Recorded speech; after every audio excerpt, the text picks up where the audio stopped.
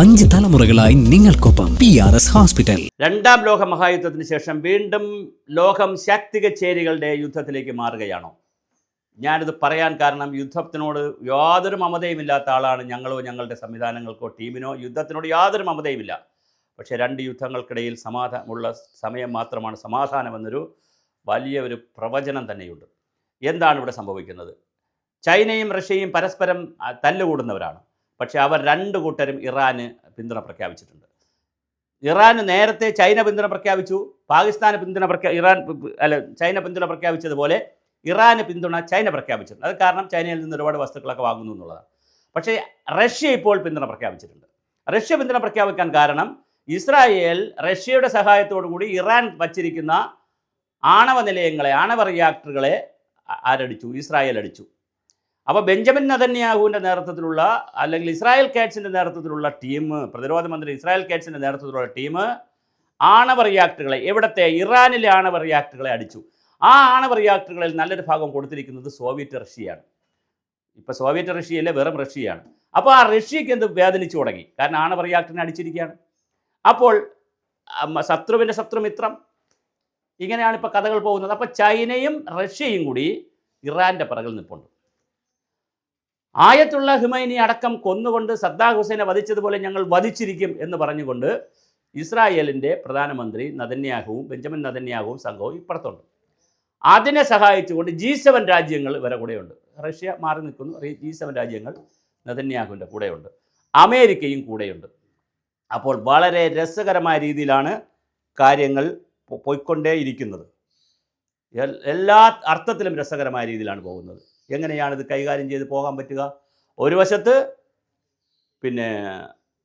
റഷ്യയും ചൈനയും ബദ്ധശത്രുക്കളായി നിന്നവർ ഇറാനുമായി ചേരുന്നു, അത് വേറൊരു ശാക്തിക ചേരി. അപ്പുറത്താണെങ്കിൽ ഇതുവരെ ശത്രുക്കളായിരുന്ന നിരവധി രാജ്യങ്ങൾ എല്ലാം കൂടി ചേർന്നിട്ട് ഇസ്രായേലിനെ സപ്പോർട്ട് ചെയ്യുന്നു. ഇന്ത്യ അവിടെ വളരെ തന്ത്രപരമായൊരു കാഴ്ചപ്പാടെടുത്തിട്ടുണ്ട്. ഇസ്രായേലിനോടാണ് നമുക്ക് കൂടുതൽ കടപ്പാടെന്നുള്ള രീതിയിൽ പ്രധാനമന്ത്രിയൊക്കെ പറയുമ്പോഴും ടെഹ്റാനിൽ അവർ കാണിച്ചിട്ടുള്ള ഈ ബോംബാക്രമണവും ആണവ നിലയങ്ങളിൽ കാണിച്ചിരിക്കുന്ന ആക്രമണവും അല്ലെങ്കിൽ ഷെല്ലാക്രമണവും മിസൈൽ ആക്രമണത്തെ ഇന്ത്യ തള്ളിപ്പറഞ്ഞിട്ടുണ്ട്. അപ്പോൾ എന്തായാലും ഓരോ ദിവസം കഴിയുന്തോറും ടെല്ലവീവിനെ ആക്രമിക്കാനുള്ള സാധ്യതകൾ കൂടുന്നു. അതുപോലെ ആക്രമണം നടക്കുന്നുണ്ട്, അപ്പുറത്ത് ടെഹ്റാനിൽ നടക്കുന്നുണ്ട്. ടെഹ്റാനിൽ നിന്ന് ഇന്ത്യയിലെ വിദ്യാർത്ഥികളെ നമ്മൾ നന്നായി ഒഴിപ്പിച്ചുകൊണ്ടിരിക്കുന്നു. മറ്റാളുകൾ ഒഴിഞ്ഞു പോകുന്നുണ്ട്. ടെല്ലവീവിൽ നിന്ന് ആളുകൾ ഒഴിഞ്ഞു പോകുന്നുണ്ട്. ഏത് നിമിഷവും ടെല്ലവീവിലും ടെഹ്റാനിലും പരസ്പരം മിസൈലുകളും ഡ്രോണുകളും വീഴാൻ കഴിയുന്ന സാഹചര്യത്തിലേക്ക് ലോക സംവിധാനം മാറിയിട്ടുണ്ട്. അപ്പോൾ വളരെ ഗൗരവതരമായ ഒരു യുദ്ധ ഭീഷണിയിലാണ് പശ്ചിമേഷ്യൻ പ്രദേശം. വളരെ രസകരമായ കാര്യം, ഇന്ത്യയും ചൈനയും തമ്മിൽ അതിർത്തി പങ്കിടുന്നു, ഇന്ത്യയും ബംഗ്ലാദേശും തമ്മിൽ ഇന്ത്യയും പാകിസ്ഥാൻ അതിർത്തി പങ്കിടുന്നു. അപ്പോൾ തർക്കം ഉണ്ടാവും, അതിര് തർക്കം ഉണ്ടാവും. പക്ഷേ 1948 ശേഷം ഇസ്രായേൽ രൂപപ്പെട്ടതിന് ശേഷം ഇവർ അതിർത്തി രാജ്യമൊന്നുമല്ല, മാത്രമല്ല ഇവർ മച്ചമ്പിയായിരുന്നു.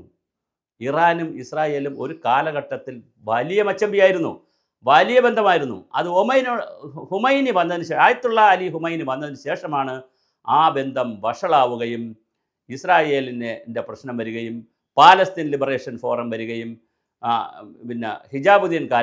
ഹിസ്ബുള്ള ഹിജാബുദ്ദീൻകാരെ പ്രോത്സാഹിപ്പിക്കുകയും ഭീകരവാദം കടന്നു വരികയും തീവ്രവാദത്തിലേക്ക് അത് മാറുകയും മതപരമായ പ്രശ്നങ്ങൾ വരികയും ഹമാസിൻ്റെ വിഷയങ്ങൾ വരികയൊക്കെ ചെയ്തത് ഈ ഖമേനിയുടെ കാലഘട്ടത്തിന് ശേഷമാണ്. അപ്പോൾ അതുകൊണ്ട് തന്നെ ഖമേനിയെ തകർക്കും, കൊന്നുകളയും, അല്ലെങ്കിൽ വധിച്ചു കളയും എന്നുള്ള ഒരു ഭീഷണിയും ലോകത്ത് നിൽക്കുന്നു.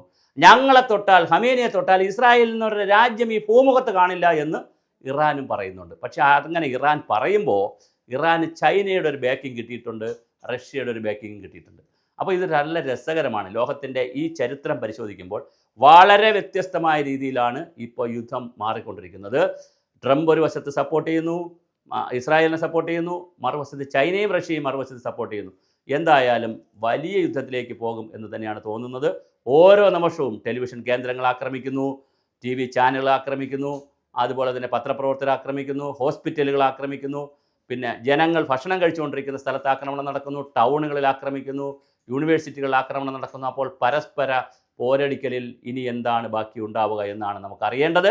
ടെല്ലവീവിനെ പൂർണ്ണമായി ഇസ്രായേലിനെ തുടച്ചു മാറ്റുമോ ഇറാൻ്റെ നേതൃത്വത്തിൽ ഉള്ള സംഘം, അതോ ഖമേനിയെ കൊന്നതിന് ശേഷം ഇറാനെയും നന്നായി കീഴടക്കി മാറ്റാൻ ഇസ്രായേൽ ശാക്തിക ചേരികൾക്ക് കഴിയുമോ?